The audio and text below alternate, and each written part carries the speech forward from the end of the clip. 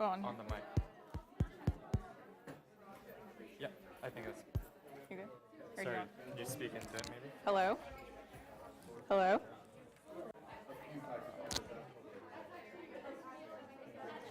It should be good. Could you give me one more tap? This is for online? Or This for is the room? for also up here. Okay. Yeah, I mean, I can, it sounds, Yeah, I can hear it. Okay. And then this will be for Paul. So that's good there. okay. Whenever, if you want the mic off for now, you can switch it off. And then when you're ready to speak, just switch it back on.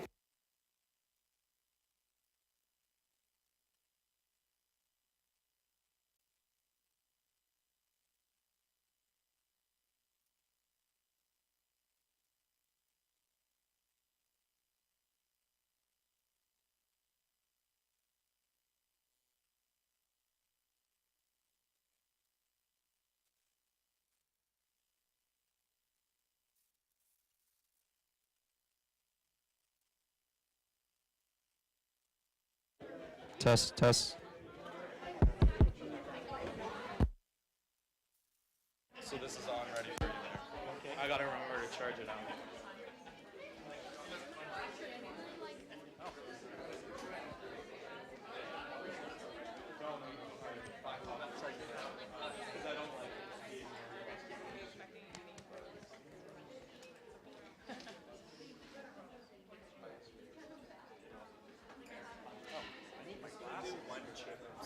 Just to rally people in. Sure, please. And then we can. I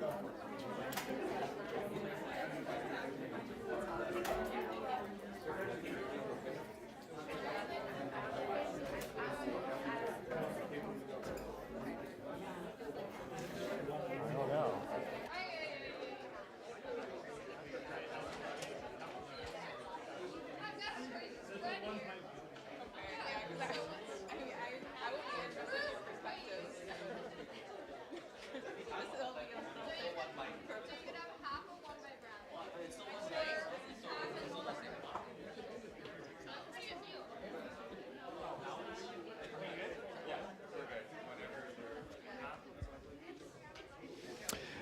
Okay, it is time to start. My name is Paul Andrews. I'm associate professor here. It is my pleasure to welcome today's colloquium speaker, Dr. Iony Ezawa from the University of Southern California, where she is currently an assistant professor. Dr. Ezawa did her PhD at Ohio State under Dan Strunk, did a clinical internship at the University of California, San Diego, and from there she did a postdoc with Steve Holland at Vanderbilt. Some of you may remember Steve Holland, who has given at least one talk here, but he's visited a couple of times. And the common theme in their research is the testing and understanding treatments for depression, in particular cognitive behavioral therapy.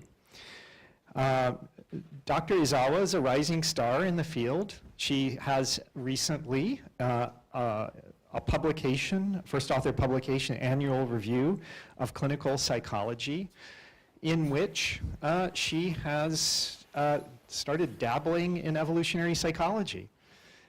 So anyway, I am also happy to see a good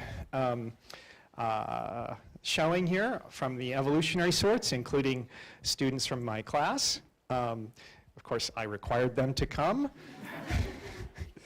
I did also threaten that there might be a quiz based on the lecture when we go back to class. But also I want to point out that Martin Daly and Gretchen Wilson have come here. Gretchen Perry, sorry, my bad. Yeah, too much. So thank you very much for showing up today. And yeah, that's my seat. Okay, anyway, please give Dr. Ezawa a warm welcome.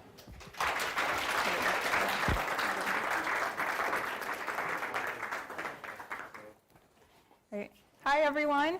Thank you so much for that kind introduction, and it's really an honor to be here today, and I'm very excited to share with you some of the work that I've been conducting over, it feels like quite a little while now.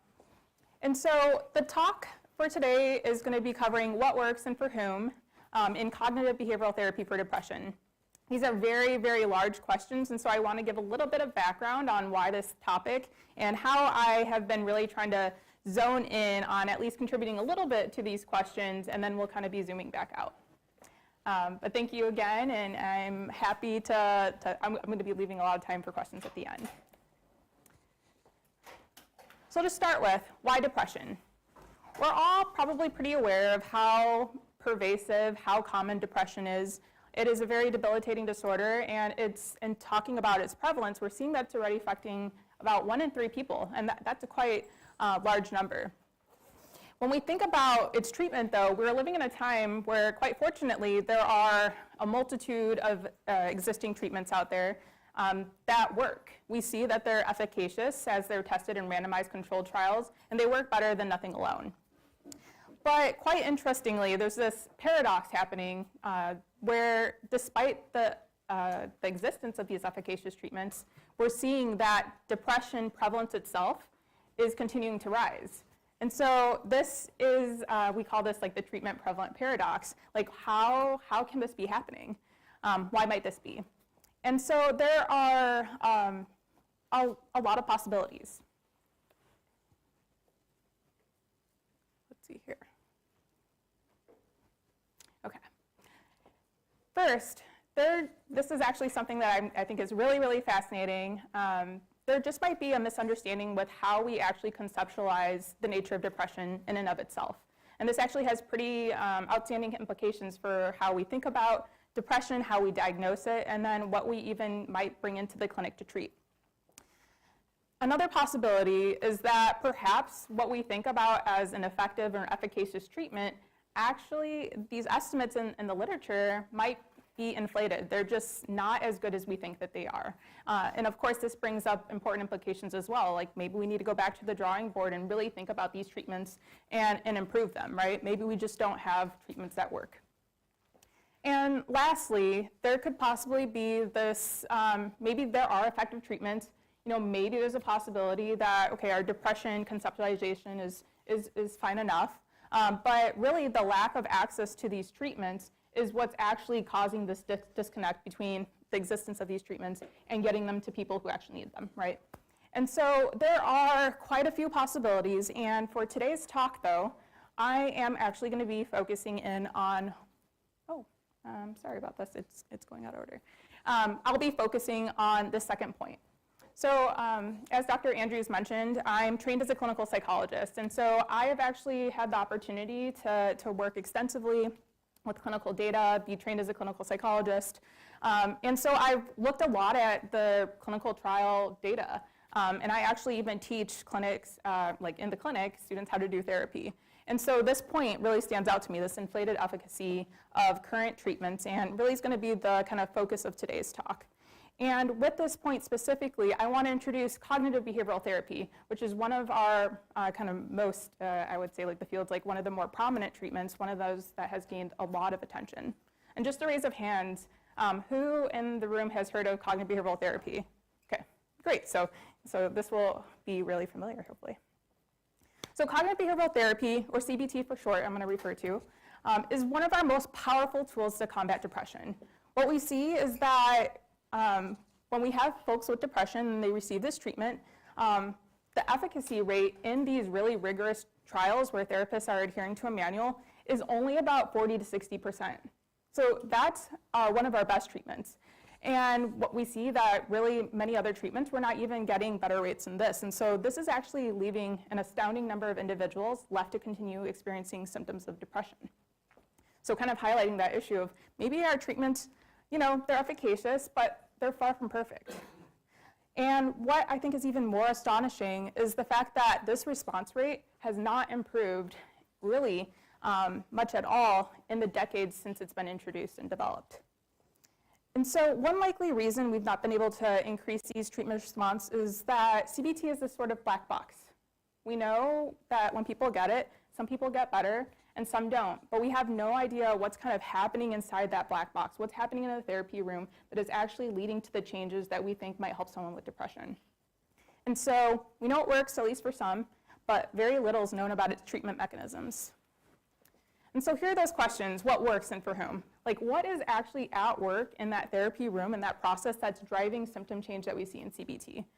And this interesting question of, like, for whom are these processes working? We see that it works for some, but not all. So what exactly is going on in that black box that then actually results in those changes? And so these have become the main questions, really driving like a lot of the questions that I hope to answer in my research. And today I'm going to be ambitious and try to cover 4 studies in which I will cover one that I think is a prime example of trying to understand what works in CBT for depression, and then 3 studies that all kind of like build off of the next, trying to understand this question of for whom. I'll give a little summary, and then I'm really excited to discuss like where my research is going right now, because I will come back to this paradox I introduced here at the beginning and think about that a little bit more, but really excited for everyone's perspectives and questions at the end here. So for this first part though, what works, I really think it's important to think about some of the background. So in any kind of psychotherapy setting, if anyone's ever kind of been in therapy or knows someone that's been in like a therapy room, you'll see often it starts with, in a traditional setting, a therapist and a client. And psychotherapy researchers, when we're thinking about the process, oftentimes divide the kind of factors that we think, like what is actually at play here, into 2 camps. One are the common factors, which really refer to kind of factors that are familiar across a variety of different kinds of therapy settings. So regardless if it's cognitive behavioral or psychodynamic or whatever kinds of therapies folks might have heard of or been exposed to, there are elements such as the alliance, or that relationship that is built and fostered throughout a course of therapy, that some think might be really responsible for leading to the symptom change that folks are seeing. But there's also these specific factors. So these are going to be the kinds of factors or processes in a therapy that really refer to those that are more particular to a specific kind of treatment, right? So if anyone's been in like a behavioral therapy or like an exposure therapy, we might see a behavioral method or an exposure method as being that specific factor that's hypothesized to lead to symptom change. And so those are just a few, but if you ever go down the list and try to actually write out all the different possibilities, there are way too many to count. So a good starting point is really to go back to the theory. And when we think about CBT, oftentimes referred to as cognitive therapy, we see that actually the theory, the developers of this treatment, really emphasize the role of cognitive methods in cognitive change. It's really thought that patients who are experiencing depression endorse the kinds of negative, inaccurate thoughts really relate to negative moods, and this is thought to maintain their depression. And so therapists really aim to identify, challenge, and restructure these negative inaccuracies in their thinking in order to help with their symptoms. So thinking about that theory, there's this idea that these cognitive methods, which really refer to the techniques or those methods that the therapist is doing to identify, challenge those thoughts, will lead to actual changes in a patient's thinking, and then that will be what leads to depressive symptom improvement. So, of course, I'm not the first person to evaluate these methods in a CBT setting.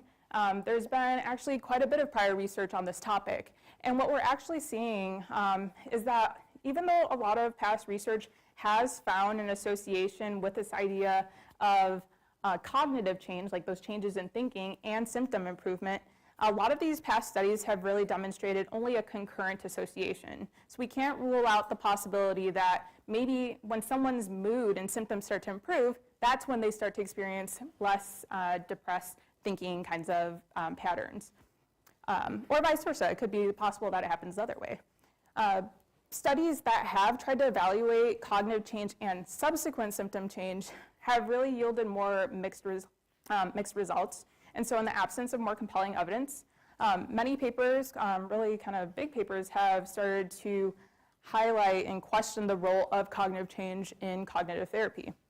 And so I began pondering this issue like, I don't even know how many years ago now. But starting to really think about it, like, okay, why are we seeing these mixed results? Like, this is actually pretty fascinating, because if the theory can't be supported, there might be something that we need to kind of go back to the drawing board in order to understand and evaluate and maybe build a new treatment off of, for example. So I was thinking about it, thinking about what research has been done, and I even began thinking back to my own experiences providing CBT to clients in our clinic back when I was in grad school. And one clinical experience that really came to mind was a session that I had with a patient where they had one of these like aha moments. Like, I don't know if anyone's ever kind of like seen the cartoons where you see like the little light bulb go off. It's like, whoa, just everything clicked. And this client, like someone that I'd been working with for quite a while, she was really kind of like struggling with her symptoms. She's been having depressive episodes for the last 20 years of her life. But she left the session like, wow, I really see now like the way I've been thinking has really kind of affected my mood. I really should be thinking about things a little bit differently. Like, maybe I shouldn't hold these with such confidence. And I think I'm starting to see things a little differently, right? So I'm like, oh, high five. You know, I'm not actually doing this, but I'm thinking like, oh, wonderful. Like I think that the treatment worked. She's going to be all better.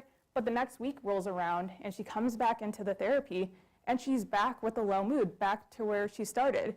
And when we were starting to have a conversation, it seemed like all those changes and kind of conclusions and alternative thoughts that she had come to in the previous session had kind of washed away. So I started to think, okay, like back in the research lab, like what happened? Like something did not stick in that previous session between sessions.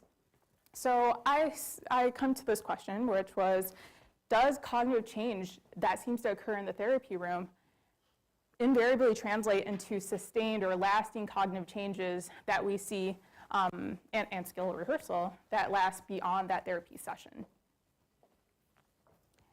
And so with this question in mind, I ended up, let's see here, designing a study with some colleagues.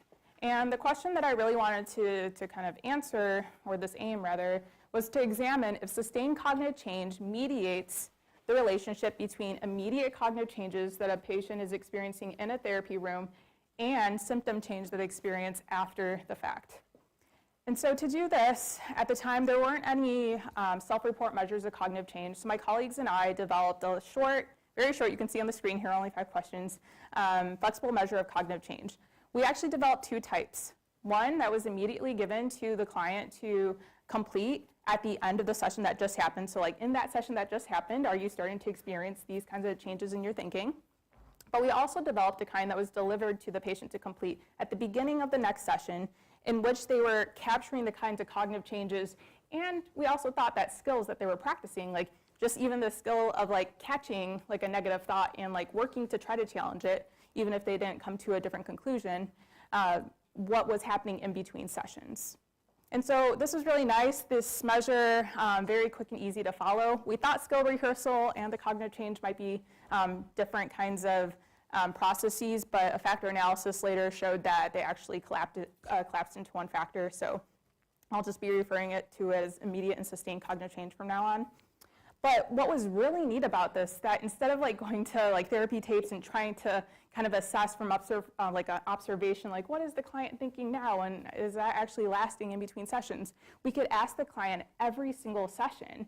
And this allowed us to run session-to-session analyses in which I could then begin to also disaggregate the within and patient and between patient components, which really kind of thinking like statistically allows me to understand, okay, for a specific person, deviations from their own mean, so like let's say your baseline is typically let's say a 3. If your deviation from a score of 3, that might be a really good thing. You're practicing more than your average. Does it actually lead to symptom change in the next session? Whereas if I were just to take averages across patients, which you could only do, let's say if you had like one single time point, it becomes harder to do predictive work, but also averages across groups of people is impacted by the possibility of error or these what we call like between person variables, which could be reflective of just like a tendency you have, like a personality trait. So with these kind of session-to-session analyses, I was able to kind of help clean this up a little bit. which I think was one of the issues with prior work that might also be kind of had been impeding our ability to distinguish the kind of relationship between cognitive change and symptoms.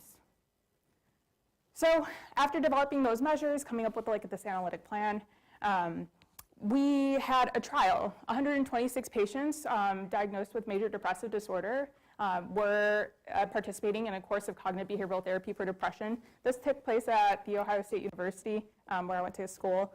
The sample itself, I have the statistics here, primarily female, white, about 31, 32, and then there's the annual household income.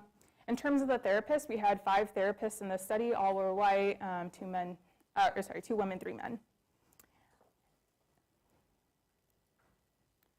So the measures themselves, I mentioned that we had patients at every single session self-report those cognitive change measures. In addition to that, we had them fill out depressive symptom measures at every session. And then what I actually found to be like some of the more exciting work that I like to do is that we recorded every single therapy session. And we took the first 5 sessions of every patient, and we actually had a team of coders go and watch those therapy tapes and then very specifically rate the kind of behaviors the therapist was doing. So like, to what extent was the therapist helping the client kind of catch and report their cognitions? To what extent was the therapist working with the client to help distance their beliefs from kind of like holding them onto them as like 100% truths? And so lots of different items. We had the cognitive methods, but I mentioned another common specific factor is this idea of behavioral methods, right? CBT. So behavioral methods will include things like helping build a routine and incorporate behaviors that give you a sense of pleasure or accomplishment. So we're also assessing a bunch of those, but then also this common factor of the alliance. So like, how well were the therapist and client agreeing on their bond, on their goals, just getting along, right? Like, did they feel like their relationship was getting built? And so this, that was kind of fun, big effort, but really exciting to see. I think like what was very exciting about this part is that that's really opening up that black box. We're literally looking inside of a therapy session and trying to see what is it that the therapist and client are doing. So now I can move to my model. So I mentioned a mediation model. Here's just that triangle, right? So I have that within patient component, so really just a deviation from someone's own kind of average. And we're next session, depressive symptoms, is mediated through this pathway of within patient sustained cognitive change. So is their kind of change on symptoms really kind of working through that between session cognitive change? And so while for a mediation model, the primary effect of interest is going to be that indirect effect, I actually want to break down the model a little bit just to kind of share a little bit more of the details. And so what we see here is the total effect of immediate cognitive change on depressive symptoms. And it's worth noting that this effect was significant. We do see that immediate cognitive changes that are happening in session are related to patients experiencing a decrease in their symptoms at the next session. But of course, I was really kind of thinking like, well, maybe something that muddies the waters a little bit, and maybe even for that client I was sharing with you, where they kind of like had that aha moment and then kind of went back to having a depressed mood the next session, was that this idea of this sustained or lasting cognitive change. And we do see these significant A and B paths here, and it's in the direction that you would expect. So for a person, increases in immediate cognitive change resulted in, or it kind of was associated with increases in sustained cognitive change, and those higher levels of sustained cognitive change in a person were associated with lower depressive symptoms at that next session. And it's worth noting in these models I was controlling for prior symptoms in the prior levels of the cognitive change variables as well. But of course, that indirect effect is where we really want to put our attention. And we do see the significant indirect effect. So this is really suggesting that there was indeed evidence of the mediating effect of that lasting or sustained cognitive change on this relationship. So I want to go back to those process variables that I said that we had coders really measuring inside of the session. And I was really curious how those played a role. Like, okay, it's wonderful. I got a little bit of evidence to suggest that it seems that that cognitive change, so changes in thinking, are related to depressive symptoms, and we're starting to get a little bit of evidence about which direction that relationship is going. But what can therapists do about this? Like, how does this impact what therapy is? And so what I ended up doing was taking those process measures that we observed from the sessions from those codings, and we looked at the within and between patient components of each of those 3 variables as predictors of immediate cognitive change. And your eyes might be first drawn to the between patient column where we see these larger estimates.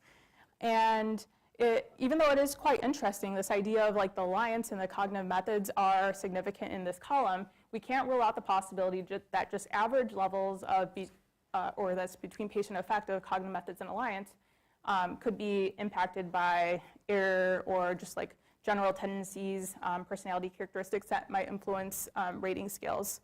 But when we focus on within patient components, we see that here, cognitive methods is the only variable for which that within patient component significantly predicts next session immediate cognitive changes, or in that same session, my bad.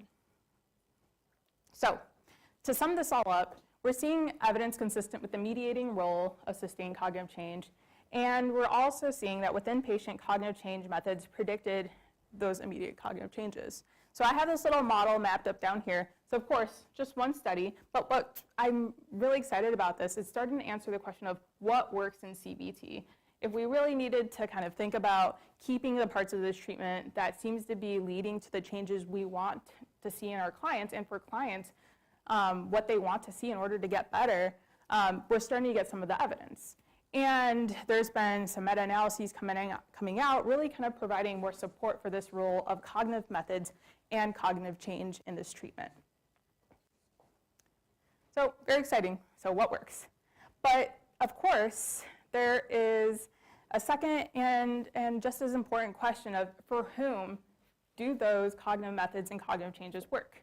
And so this leads to a really interesting, I think, question and a different kind of set of work that one needs to investigate.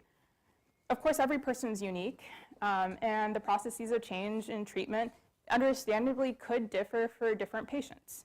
And so it's important for us to really think about like what kinds of processes or even adaptations of those processes might lead to patients benefiting most from each treatment.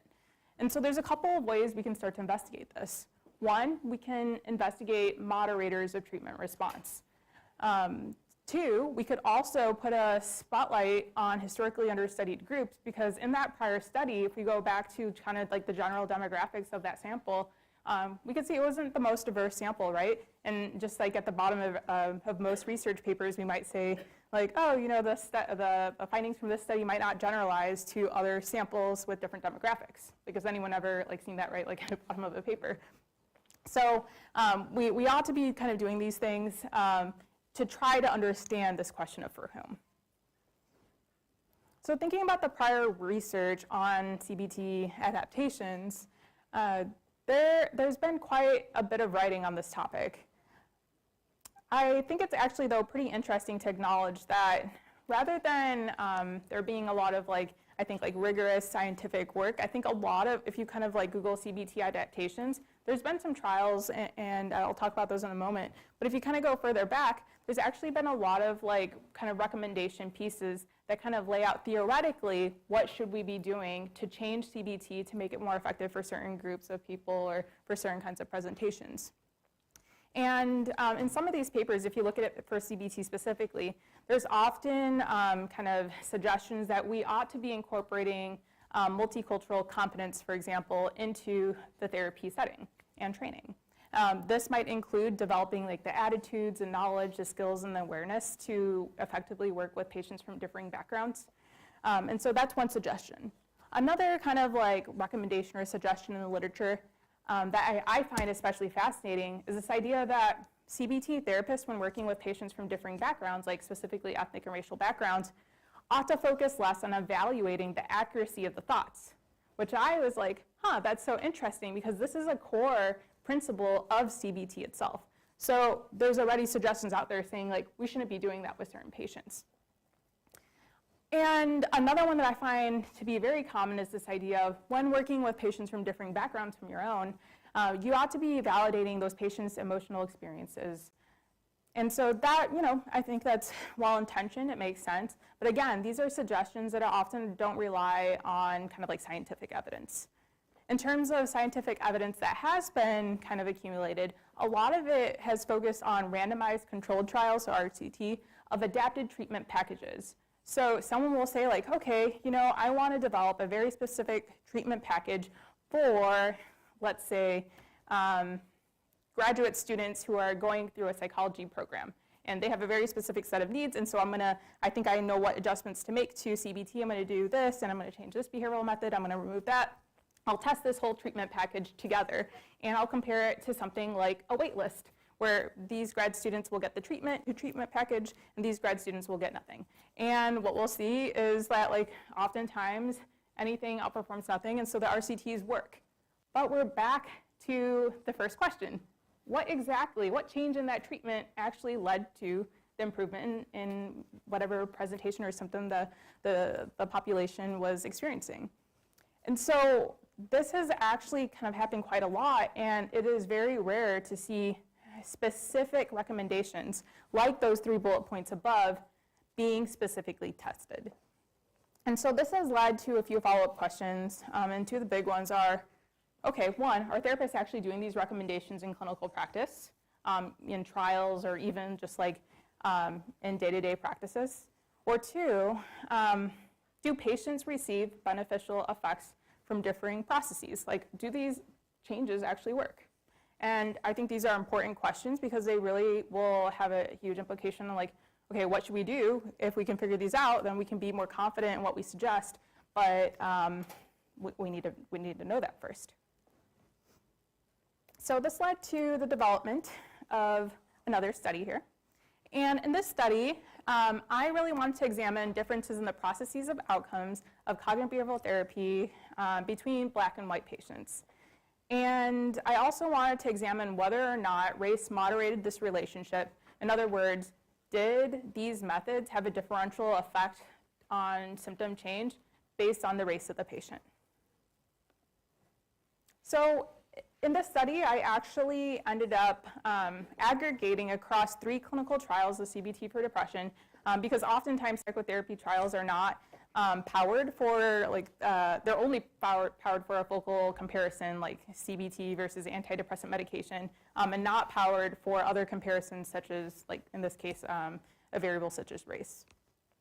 But also, a lot of trials are not very, very diverse in a sort of sense. And so I ended up drawing from 3 prior studies. And to get the sample, we see here 206 patients identified as white, 23 as Black. And there were no significant differences in terms of these other variables down here. And in this, across these 3 trials, it's worth noting that all of the therapists were white. So here are the measures. These are familiar. These are the same ones from the previous studies. So depressive symptoms self-reported at each session. And then we had coders provide ratings of therapy sessions for those cognitive methods, which are, again, identifying, challenging those thoughts, those behavioral methods, and then that alliance. And I wanted to ask, are there significant differences between Black and white patients on these following variables? And interestingly, there are no differences in symptom outcomes. Patients seem to kind of do just as well across the board. There are no differences in terms of dropout rates. There are no differences in terms of the behavioral methods they received, and no differences in their therapeutic alliance or that bond they were building with their therapist. But there was a significant difference in terms of the cognitive methods that patients were receiving, such that Black patients' sessions were they were just receiving significantly less cognitive methods than white patients. And that was actually pretty surprising to find. So this led to my next question, that does race moderate this relationship between cognitive methods with symptom change and or dropout? And the answer was a simple no. So again, we want to be kind of mindful about the sample size here, and that these trials were not kind of originally set up to detect these effects. But what I find to be especially kind of interesting is that these data were pulled from these very rigorous clinical trials in which all the therapists were expected to follow a protocol of cognitive behavioral therapy. And we're seeing, despite that, that they are, in a sense, kind of adapting the treatment. They're doing something differently with Black patients as compared to white patients. So I want to sum up by saying, like, okay, CBT therapists are providing significantly less cognitive methods to Black patients, and there is this question, like, we didn't actually see it necessarily enhancing the quality of care, but it also didn't, symptoms and I want to acknowledge symptoms and dropout also didn't change. So it didn't seem to have a differential effect, the fact of those cognitive methods on symptom improvement. But this opened up some interesting questions, like what is driving this process? Is it something that the therapist is thinking? Is it like they're trying to be well-intentioned and do something that is actually more helpful for these clients in the therapy room? Or could it be something more sinister, like maybe some social or racial biases happening in the background? In addition, I was curious, like, what are therapists doing instead? They were still in the therapy room with their clients. We didn't see more of those behavioral methods. The relationship was still okay, so it wasn't like they were doing nothing and then the client was not feeling good about it. But so I was just fascinated, like, what are they doing and why? So this led to the next study, in which I was examining differences in therapist clinical decision-making between Black and white patients, and this time I wanted to move to a more experimental setting. With that prior study, it was very naturalistic. I found these differences, but I can't make any claims about causality. And so I was really excited to be able to kind of complement some of that kind of work with a kind of setting in which I could manipulate a very specific variable. And in this case, I was really interested in understanding the race of the patient on therapist decision-making.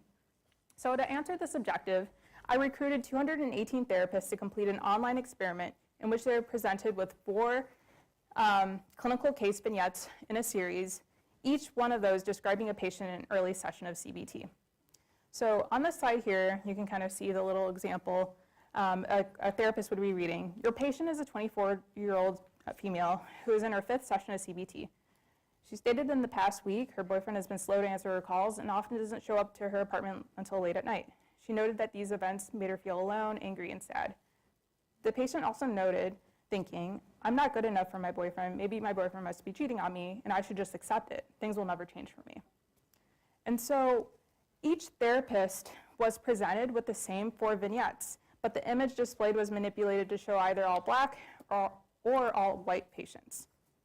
And what I thought was kind of interesting and also kind of fun about these images is that I was able to pull these from the Chicago Face database, which is a really cool database that I didn't develop, but I think it's really, really neat, where they were able to allow me to select images and match them based on age, sex, and observer-rated attractiveness. And so I tried to kind of equal out, I guess, these other possibilities that could be potentially confounding potential effects I'll see. And so after reading each of the vignettes, the therapists were asked a series of questions pertaining to the appropriateness of different clinical strategies to be used with the patient described. And therapists, in addition to this, completed a racial attitude scale and a social desirability scale, as I thought, like, these might be possible kind of reasons why the therapist might be making the decisions that they do. So in terms of the measures, here are a couple of the items. You'll see an example. To what extent you think it would be therapeutic to use cognitive change strategies with the patient during the session. You see the sliding scale here. And so they had variations of this item for cognitive change strategies, validation strategies for each of the for the vignettes shown, but also for each vignette, I was curious to kind of pose these 2 strategies together to really kind of get at, okay, given the option, where would you kind of place your time? Like, how much time would you be spending one versus the other, or an equal amount? And so for my main analyses, I was really just looking at differences between the study conditions, those presented with Black or white patients on these variables.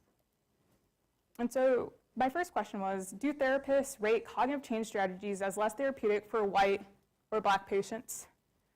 And in line with my hypotheses, I found that it was rated as less therapeutic for Black patients. And so these findings remain significant with or without controlling for social desirability scores. And this is kind of in line with the findings from the previous study that I shared with you.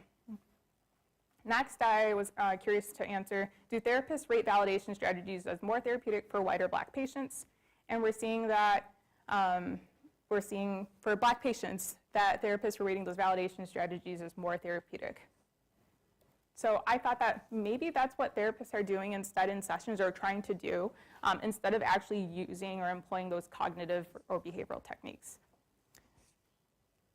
And finally, this question here, that combination question.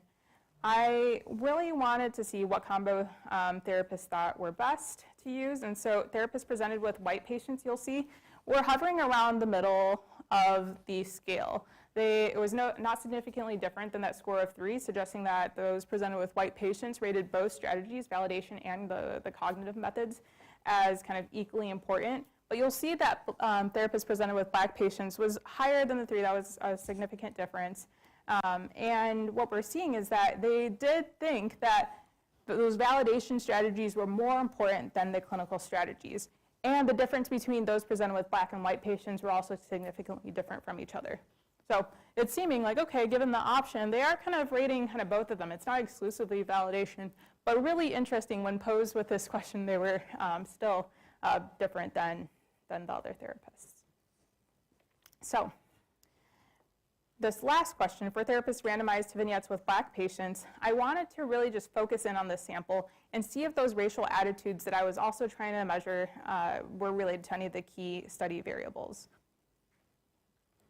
And so to test this, I ran a model in which these variables were entered into a model just kind of being associated with those racial attitudes. And I found that the cognitive change and validation strategies they were associated with positive racial attitudes, seemingly suggesting like, okay, therapists were just employing more strategies in general when they had more positive, and not positive like they had more, but positive as in seeing Black individuals in a more positive light.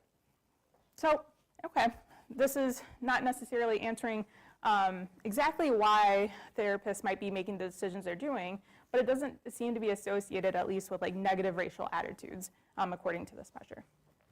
So in sum, I'm seeing that cognitive change strategies were rated as less therapeutic for Black patients, validation strategies were rated as more therapeutic for Black patients, and these positive racial attitudes just seem to be related to just kind of scoring both of these kinds of methods as therapeutic for Black patients. And so this is, I think, really complementary to that prior study, because now I can actually start to get a little closer at answering that question of causality. It looks like there's something, when I'm manipulating just the race of the patient, that might be leading to a change in a therapist's decision-making in a session. So finally, this led to yet another set of questions I had. And I was curious, okay, now that I'm seeing that therapists are making these changes in session, now I'm seeing that it really seems to be an effect of the patient's race and not something else I didn't measure in the other sample. But is this actually what clients want? Do they see this to be more helpful? Maybe it doesn't lead to the symptom change, perhaps, but maybe that's something that they're perceiving in a specific way. So I set up, I worked with a colleague to set up another study more recently, which we wanted to examine how helpful cognitive methods, validation methods, as well as a more kind of hybrid approach, because I do think that just like an aside, I do think that there is oftentimes misconception that cognitive or like challenging someone's kind of thought process can be really invalidating. And so it's either one or the other. You do the cognitive challenging, or you be validating of their emotional experience. And I think there's a world in which you can do both. It's a balance, but it definitely is possible. And so we wanted to pose these 3 strategies and see if individuals from diverse racial and ethnic backgrounds, even outside of Black identities, who are experiencing depressive symptoms, perceive these strategies differently. I also wanted to examine the effect of an individual's ethnic and racial centrality. So this is going to be a measure of like how important one's ethnic or racial identity is to them. So not just boiling it down to someone's primary race, but how that variable might kind of impact or moderate the perceived helpfulness of each of these strategies. And then finally, I was curious about this three-way interaction. Is there perhaps something happening as an effect of the strategy type, the individual's racial and ethnic centrality, and this third variable, which we termed racial salience, but like maybe there's something about the situation that's being discussed that's important. So like that vignette I shared with you about like a relationship, that might be something that's considered low racial salience. But if I start to introduce, like let's say a client comes into a session and discusses something like, yeah, I was at, on my way to the session, I got pulled over by a police officer and they made me get out of the car. Like you might interpret that very differently based on the background of your patient in the session, right? So you might consider other variables. So we were thinking like, okay, if we change that racial salience of the situation, might we see that also impacts this relationship? So to create an experiment, again, to test these three aims, we ended up recruiting 241 participants on a service called Prolific, and they completed an online survey. And we aimed to get a more diverse sample in terms of background, but we also just had everyone assess like how important was your ethnicity or race to your overall identity. And each person completed the same survey, but the survey included 3 vignettes, each followed by 3 transcripts detailing a cognitive, a validation, or a hybrid strategy, and we just asked them to rate these approaches. And so you'll see here, again, it's kind of presented in this kind of vignette, describes a patient in therapy. We're just trying to get how well can you kind of see yourself in this situation. And then we provide these transcripts. So it really kind of just goes on with a therapist and this kind of like client talking through a situation in the session. And we wanted them to really focus in on the therapist's response. So the first aim, I was really interested in investigating what is the interacting effective strategy type on perceived helpfulness. And we found that cognitive and hybrid strategies were perceived as significantly more important than the validation strategies when examining findings across vignettes. So you might be able to see the cognitive and hybrid, those are on the left and right side of the graph here. Those estimates were higher than validation, but cognitive and hybrid were not significantly different from each other. And the hybrid contains both, as I mentioned before. So, okay, that's kind of in line a little bit with from the first study, kind of like back to a little while ago when I was discussing. We don't see that race really moderates or changes the relationship between cognitive changes effect on depressive symptoms, right? So, okay, this is not surprising. The second, I was interested on whether this interacting effective strategy type and ethnic racial centrality on the perceived helpfulness ratings. And kind of similarly, racial ethnic centrality did not moderate the relationship between strategy and perceived helpfulness. So null findings, right? Not too shocking. But what was interesting was when we got to this 3-way interaction. And what we did find was a significant 3-way interaction between these 3 kind of variables.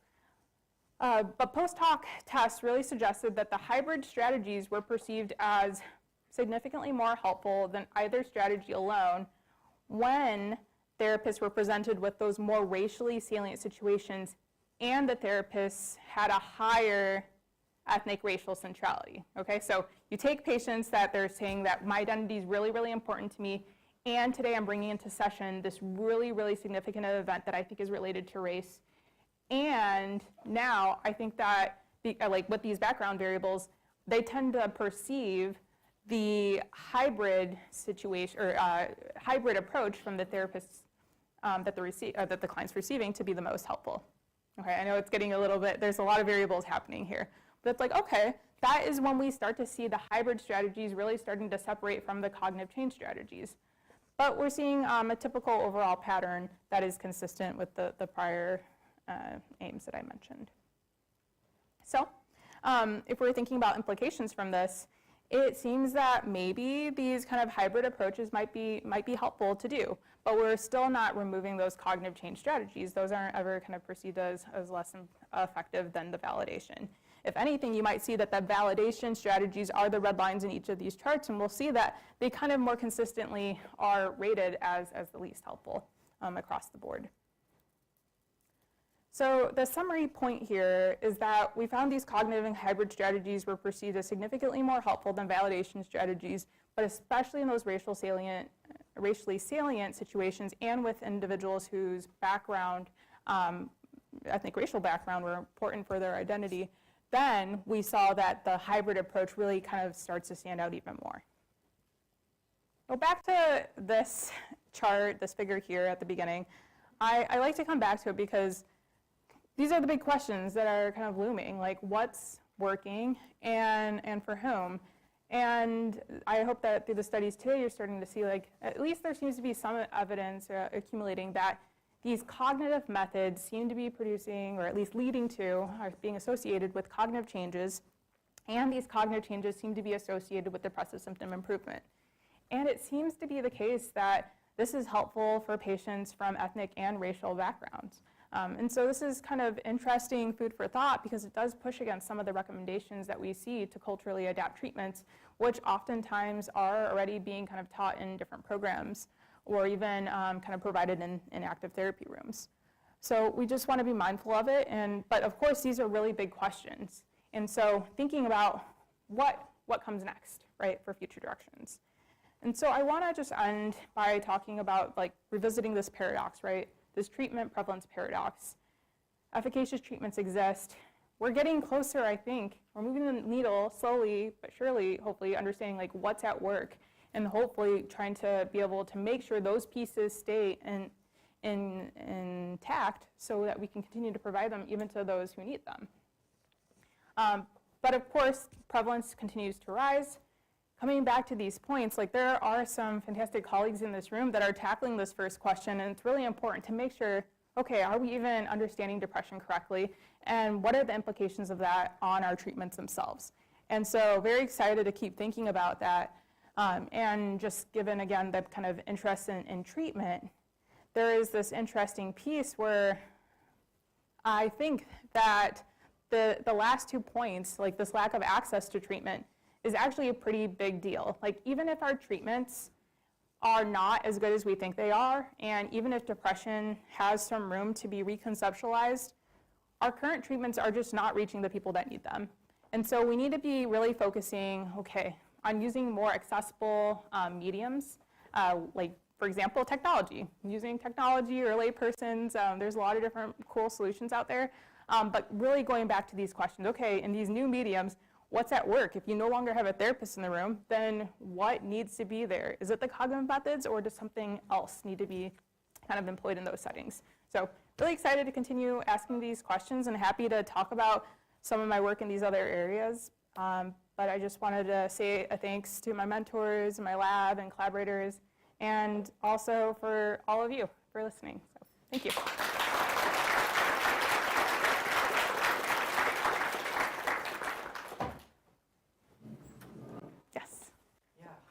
I thought your study number 3 was really cool. I'm just curious, because all your participants are therapists, did you have any deception or probe for suspicion? I have any probes for suspicion of what it might be? Yes, at the end, we actually did ask them, like, what did you think the study was about? And it was quite interesting that the therapists that were presented with all Black patients, they could tell, like, yeah, at the end I started to realize, like, this is probably about race. But all the therapists presented with the white therapists did not suspect that at all. So I think it's interesting, and it's one of those things I'm like, okay, might that impact the actual study results? But if you have a patient coming into the room, like, that is a variable that you shouldn't ignore and often don't ignore. And so it is a good question, but yeah, we did try to assess it a little bit. Mm-hmm. Hi, I wanted to comment on, like, the part where you talked about specific factors and tailoring the therapy to the client's needs, and also how, like, your presentation really emphasized, like, cognitive changes as, like, sustained cognitive changes as, like, the mediator between depressive and everything. So I just wanted to, like, hypothesize, like, what might be the mechanism behind that. So I took positive psych, and I learned that, like, there's, like, certain types of thinking that leads to higher well-being for white patients versus Asian patients. So, like, for example, like, white patients benefited more from, like, optimism thinking and also gratitude thinking in their therapy sessions as well, but Chinese and Korean individuals did not benefit at all. Like, they benefited more from, like, a more pessimistic cognitive cognitive style, and also like gratitude just didn't work for them. So maybe perhaps like leaving like cultural differences and also like cognitive like mechanisms, maybe we can like find like what type of cognition or like cognitive model would help like certain types of individuals. Yeah, I appreciate your thoughts there, and really this idea of like maybe focusing on like the types of cognitions. I haven't evaluated that specifically, but I do think it's an important question. So I've done a couple of studies where we're looking at more specific like social cognitions or kind of like biases or like expectations of how you might like interact with others. And I think those are important questions, but definitely more room to evaluate. So I think kind of going off of that actually, earlier when you were talking about the prior research on CBT, you just brought up this idea that like CBT therapists ought to focus less on accuracy of thoughts for ethnic patients. Could you actually just explain why that stood out to you and what that really means? Because I don't understand. Oh, yeah, definitely. So in CBT, one of the big kind of ideas is that folks have depression, or if you kind of like Aaron T. Beck in a lot of his early work was kind of observing like patients with depression, like negative mood and low interest in activities they used to enjoy, et cetera, that were presenting with this. Oftentimes we're kind of vocalizing thoughts such as like, I'm unlovable, I'm worthless, like kind of these really negative thoughts, and had a lot of belief in them.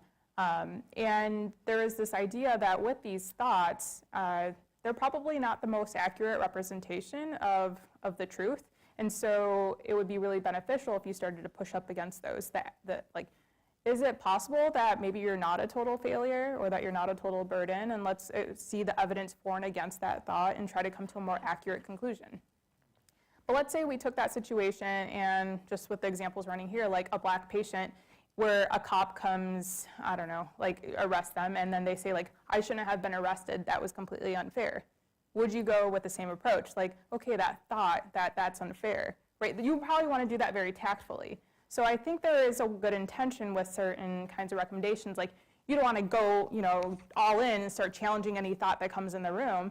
But there are probably some thoughts you might target, like, okay, the fact that the situation, like, what does that mean about you? And those thoughts we might tackle a little bit more, like probably would still kind of try to test the accuracy of a thought like, well, nothing's ever going to get better. There's no point in trying to change things or something like that. So I hope that answers it a little bit more closely. Yeah. I was just wondering if you think, because in all the studies they were all white therapists, so I was wondering if you think there might be a difference if there was like a black therapist, would they still have the same inclination to kind of change the therapy structure, or might it be kept the same? Yeah, great question. There's been some research that has looked at kind of therapist matching, like on background and race, and interestingly, it doesn't seem to help improve symptom outcomes. Like maybe there could be a shared understanding. I haven't run these same studies, like there are primarily white therapists, but in that study where I did the vignettes, 84% of them were white, but we did try to investigate like within that sample that were not. Maybe there might be differences, but across the board, it doesn't seem that the therapist's race really had a big kind of impact on their decision making. Yes. I'm just wondering, in what you're doing, for most therapists who are working, as you kind of identified, a lot of therapists biased towards being white, and a lot of the training really focuses on cultural elements and being aware of your social location and identifying that if you're with a client who does not fit with your social location, that you need to be really open-minded and really more exploratory in getting their perspective because that's not their social location. And that seems very much what was happening in terms of validation versus the more challenging questioning of the cognitive work. So could this just be an artifact of training, of saying if you're dealing with a client who's not of your social location in terms of race in this case, that you need to step back and really get from them what their perspective is. And it might not have to do with, following or not following CBT per se, but following a very persistent training around social location. And I'm just wondering, along those lines, there's lots of different areas where there's a disconnect in social income, age,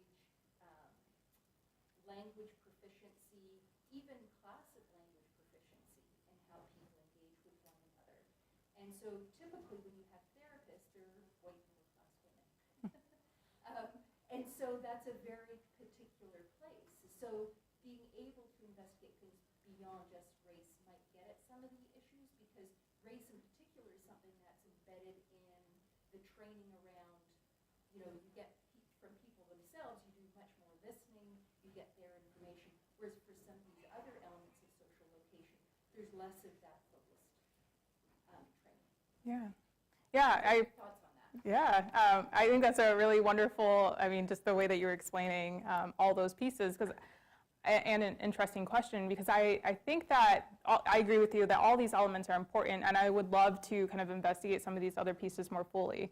I do think it's part of a clinical training, at least becoming more common across, over time, to kind of like have more attention to cultural, like for example, at our institution currently, cultural formulation interview is one of the pieces of like an assessment that we do. There's not a lot of research evidence to support like whether that actually helps improve outcomes, but the idea that like, of course, you want to treat your patient as the expert in their background, you want to be really understanding and understand where they come from before you try to intervene. And with the first study I mentioned, yeah, it was the first 5 sessions, but before that happens, they probably all underwent about like 4 to 6 hours of assessments to begin with. So we have a lot of the information in the background already. And at session 5, you're no longer in the assessment period. You should probably like get started with treatment, especially in a protocol where treatments are only 12 to 16 weeks. But it is quite possible that it was just delayed. But there's also, I think it's interesting that those kind of studies, I've actually kind of gone back to like the protocols and like asked the therapists themselves on those studies. I've been able to talk with a lot of them. And there were certain kinds of decades where that training wasn't as explicit as it is in today's time. So I would be really curious to kind of investigate those questions in today's data sets, where I do imagine that I actually would put my money on thinking that these differences are more exaggerated now in most clinical settings, actually. But again, well-intentioned, but untested. Yeah. Does that help answer a little bit of my thoughts? Yeah. Yeah. I think they're really great questions. Okay, I'm going to ask a super naive question. What if you remove the therapist, right? Going back to your 3 points, especially about accessibility to these treatment plans. I've seen in bookstores, you can buy a book on the CBT and almost do this self-guided therapy, so to speak. I'm curious, has anyone looked into what happens if you remove the therapist and just have those self-guided measurements? Do you still see the trends in cognitive benefit or cognitive method benefit and the behavioral method benefit? Yeah, great question. Those methods still seem to be effective. So yeah, a lot of digital treatments are pretty modular now. So you have like the cognitive kind of, or let's say you open up an app, a CBT app, you might do like the restructuring kind of session, or you might do the behavioral session, or et cetera, or like the mindfulness session, other things get introduced. And so those do seem to be effective. I haven't looked at it with race specifically, like if it would have a differential effect. Like I guess my guess would be no, but it's a question that really could help answer that a little bit more closely. But it is pretty neat now where we're seeing that like we could potentially eliminate the biases from these programs, but something I think we need to be careful about is like people are using things like ChatGPT now, and some of these programs are developed with, they are developed by humans who have these biases already in mind. And so there might already be decisions happening in the background where you take an initial assessment and say, oh yeah, my race ethnicity is this. What does that say for your like algorithm in terms of like what you'll actually get? So good question, and I actually wonder what's happening in some of these other kind of more modern systems. So, yes.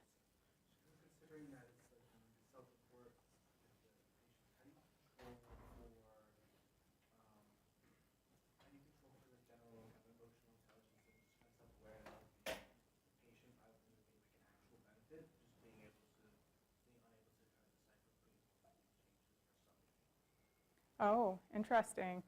I don't know if we have any measures of emotional intelligence per se, but a lot of these studies we are collecting, they're huge batteries at baseline, collecting a lot of times like some kind of measure of it might not be like a full like IQ test, but kind of like cognitive functioning and things of that nature. We try to assess that they at least understand, or like in that last study I kind of mentioned, like, can you imagine yourself in this situation? Or try to get some kind of general kind of measure that they are at least following along and paying attention. And of course, there are going to be checks for data quality. If like they're answering inconsistently or missing answers, or they're like straight lining an answer, I think that would be some suggestion that maybe not so much emotional intelligence, but maybe not working to try to answer it in like the most consistent way. But yeah, good question again, but I don't think we had any of those items in there. Thank you for a great talk, Iony. I was wondering your interpretation on a couple of your studies you presented. So in the latter study, you said that there, across races, there was no sort of, or the helpfulness of, or perceived helpfulness of validation is pretty low compared to the other two options. And then for the study with the black students, or the black patients and the white patients, it seemed like therapists were relying more on validation, and yet you see no symptom or outcome differences. So what are your, I guess, like interpretations on that? Yeah, I think validation is nice to hear. Like, let's say you had a rough day and your therapist is like, yeah, it really does sound like make sense why you're feeling that way. Like, it does sound like a rough day. It's like, yeah, you know, that's right. It was a rough day, right? You can like kind of build off of that energy. But it doesn't actually kind of address, like, you don't leave the session with any kind of like possible solutions. And so I think sometimes it's one of those effects where it might not be like a bad thing per se, but the long-term effects, like whether or not that's going to help your symptoms, or if your symptoms come back, are you going to have an actual tool to use that you can kind of revisit, it might not leave you with that, because it's dependent on another person providing that validation to you. So I don't know if that answers that kind of like specifically, but it always makes me think of, okay, what should we investigate next? And I know these data sets are imperfect, and it takes a lot of effort to kind of go into those sessions and code. Like I mentioned, like 31 readers, that was like after a year of setting up the study, 2 years of collecting data, 2 years training coders and having them code data, like the years roll on. It's like, okay, it would be really cool to go back to those later sessions possibly, but also to kind of go back in and actually see maybe the therapists were actually doing validation, or maybe there's something else that we just didn't even think of that they could be doing in those sessions. Right. Yeah, do you have any hypotheses? So Yeah. to me, if I am, as a patient, rating a strategy as less helpful perceived, but the symptom outcomes are the same, Yeah. To me that sounds like it's like anything is better than nothing, to the point where, maybe therapists are engaging less in like cognitive strategies during therapy for black patients, or any racialized group, but I guess like I just want to understand, like, why is it that your perceived helpfulness of one strategy might be lower, but like in actual outcomes it's the same? So I would say there's a difference between what looks helpful and like what the symptoms are. And so I do think it's kind of interesting, like, okay, yeah, I like how that feels, and my mood at the end of a session, I might actually feel a little less sad at that session, but I don't know if that necessarily leads me to think, yeah, that was definitely the golden ticket that's going to make me continue to feel better for the long term. And I think one reason why I'm still stuck on that long-term piece is because I didn't mention it here, but one of the cool things about cognitive behavioral therapy that makes it stand out from any other treatment, including like antidepressants, is that typically treatment is like 12 to 16 weeks, and after that, we actually see that it has like long-term effects for a lot of individuals, preventing relapse that doesn't occur across a lot of other treatments, including antidepressants. If someone comes off an antidepressant, they're more than likely going to relapse. So that's kind of like an interesting tidbit. Yes? I just wanted to ask about the possible effects of recording sessions. Mm-hmm. It seems to me if you're actually watching sessions, finding out what happens in sessions, presumably you have to tell the people these are going to be recording, and you have to tell them that a whole bunch of people are going to rate them as well. And surely everything that happens in the session might be strongly affected by that, and you might not be getting a very good window on what happens in typical sessions at all. Oh. Does that worry you? Interesting. It doesn't worry me because I've been like a therapist in these trainings, in these clinics, and typically when these clients are coming in, they know it's a research clinic or it's a training clinic, and it's very common that sessions are video recorded, even just for supervision purposes alone, where it's like, okay, you know, I'm going to consult with another psychologist on this or my supervisor, and then we'll delete the session. And I think some clients are initially a little nervous, and if they don't want to do it, there's other options available to them. And I've been in those settings, and clients open up either way. I think they very quickly forget, because it's not like there's a camera in their room. I mean, maybe back in the day there might have been, but a lot of times it's just like the computer that's sitting in the corner might be on, and we take their privacy and their confidentiality very seriously. And I think a lot of clients too, because it's research, know like, okay, we're going to keep this very protected. Yes, we're going to have people kind of go in and rate this, but it's also to help improve these treatments so that we can continue to help people and make improvements to this in the future. So I think clients typically have the buy-in, but it's a very good point that I guess we can't rule out that it would be different. Anecdotally, though, I think not too different based on clients in and outside of a recording. Yeah, any thoughts to that? Yeah, I'd be surprised Yeah. if your optimism is entirely justified. It just seems to me that somebody who walks into a session with a client where they're divulging a lot about themselves might suddenly behave very differently, or might behave very differently in a context where they think a lot of people are going to witness this interaction compared to it's a private interaction. Yeah. I don't know, but that just seems eminently a priori plausible that there might be some big differences. Yeah, I do. I think there would be more concerns for the therapist than Yes. to be honest. Therapists will be on their best behavior, I think. So they might actually be doing better therapy than what's typical in the environment. But clients open up a lot. I think at that point they really want to be helped if they're walking into that setting. But yeah. Iony, I saw Ashley had a question. Did you want to ask it? And then I think that's probably our last question. I just Okay. want to point out that we do have a reception in the lobby, and we can ask more questions of our guests there, but with the benefit of refreshments. Okay, that sounds great. Sorry. So I think it was the second or third one where you found that it had like the positive, the strategies were the positive racial attributes. And I was just wondering if you've had any like thoughts or recommendations, because that kind of seems like it's like almost like an unconscious effect that's happening. So have you like posited any like thoughts or recommendations for therapists to avoid these kind of like biases that are happening if the cognitive and hybrid strategies are seen as more effective rather than validation strategies, so that these minority groups can get better therapy? Yeah, I think anecdotally, again, because I'm oftentimes in front of the classroom, I think just like awareness of it can really be important. Just like acknowledging like, okay, this difference could be happening and understanding where it's coming from.